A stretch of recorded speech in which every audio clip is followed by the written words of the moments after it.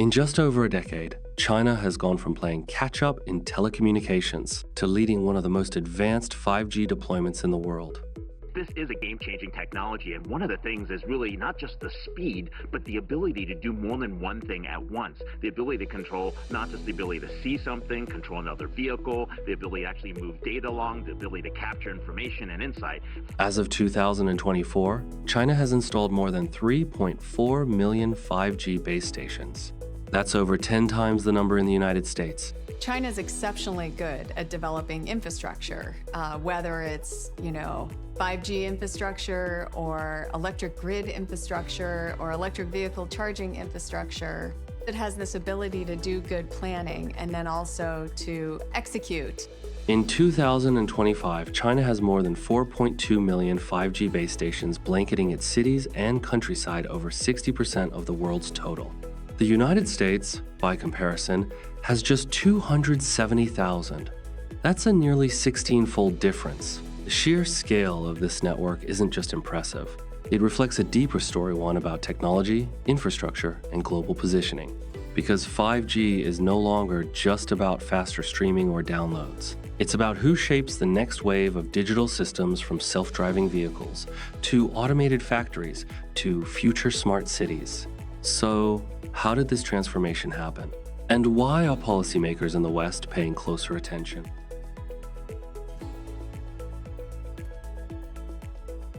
"5G stands for the fifth generation of wireless technology. It allows for higher speeds, greater reliability, and dramatically lower latency. In simple terms, it means more devices can connect and share data in real time without delays. These capabilities unlock a new set of possibilities: real-time logistics, advanced robotics, smart grids, immersive experiences in healthcare and education, and more. China's rise in 5G is tied to a broader national strategy. Backed by substantial public and private sector investment, companies like Huawei and ZTE were able to scale quickly, reduce costs, and build a global presence. Huawei, in particular, grew from a small electronics supplier to one of the world's leading telecom equipment providers, shipping 5G gear to more than 170 countries at its peak. By offering affordable and reliable equipment, Chinese firms became appealing partners to many developing and emerging markets. At the same time, Western countries began raising concerns not only about supply chain diversity, but also about the strategic implications of relying on foreign technology.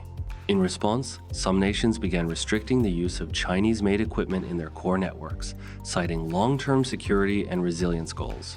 Remember, there's two pieces to this. There's the national security component, and then there's what President Trump has been driving at to create a fair, reciprocal, balanced trade relationship between the two countries.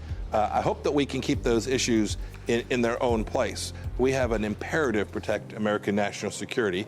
We have a need to make sure we get these trade rules right. I mean, you all know this. I come from Kansas. American workers in Kansas, creating intellectual property, trying to grow their business, trying to take care of their families. But by that point, China had already accelerated its 5G rollout at home. Telecom operators, supported by government policies, built tens of thousands of new base stations every month. By the end of 2023, over 70% of the world's 5G infrastructure came from Chinese vendors. China's 5G coverage now extends across major cities, manufacturing hubs, and even rural regions, enabling new services in agriculture, transportation, and e-commerce. Meanwhile, in places like the US and Europe, 5G rollout has been slower. Regulatory hurdles, higher costs, and fewer equipment suppliers have made expansion more complex. Many Western telecom companies also chose to rely on legacy infrastructure, longer delaying full 5G integration. The difference in scale is striking. In China, entire cities are already experimenting with 5G-powered public transit, delivery drones, and smart surveillance systems. In contrast, some Western countries are still struggling with basic coverage in certain regions. But speed isn't the only factor at play. China's 5G infrastructure also supports other strategic industries, including artificial intelligence, advanced manufacturing, and data analytics. A robust 5G network allows for near-instant data sharing between machines, enabling more efficient production lines, predictive maintenance, and seamless automation. This gives companies and, by extension, economies a competitive edge in the age of digital transformation. It also enables more experimentation with future technologies like virtual reality, smart appliances, and real-time language translation, all of which rely on low-latency connectivity. Still, China's approach hasn't been without challenges. Some international partners have pushed back against Chinese technology exports, prompting a shift toward more regional cooperation. China has responded by investing even more heavily in domestic supply chains, chip design, and software systems seeking to reduce reliance on foreign providers in critical sectors. Meanwhile, Western governments are launching their own initiatives to bridge the infrastructure gap. The US passed the CHIPS and Science Act, which includes funding for telecom research and open network standards. We're making enormous progress. We are once again supplying the world the things they need. That's why the economy is changing. The European Union developed a 5G toolbox to help members build secure and diversified systems.